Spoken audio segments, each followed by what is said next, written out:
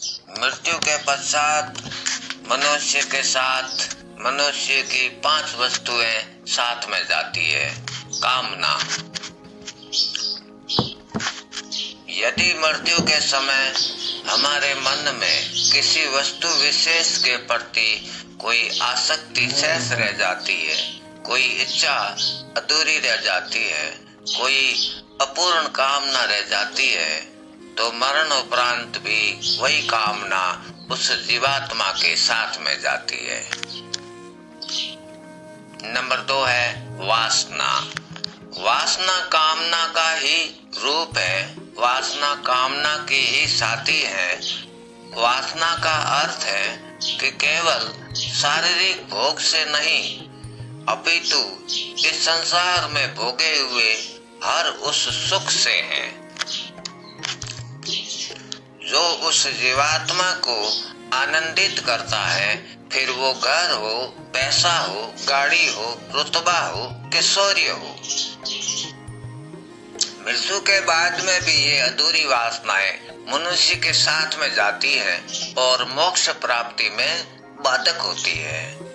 तीसरे नंबर पर आता है कर्म। मृत्यु के बाद में हमारे द्वारा किए गए कर्म, चाहे वो सुकर्म हो अथवा कुकर्म हो, हमारे साथ में जाता है। मरणोपरांत जीवात्मा अपने द्वारा किए गए कर्मों की पूंजी भी साथ में ले जाता है, जिसके हिसाब किताब के द्वारा उस जीवात्मा का यानी हमारा अगला जन्म निर्धारित किया जाता है। उसके बाद में आता है कर्ज।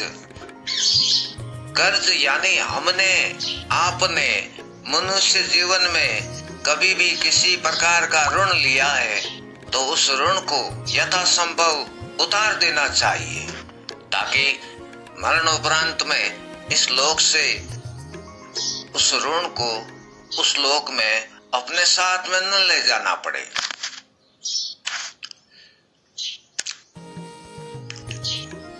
पांचवें नंबर पर आता है पुण्य।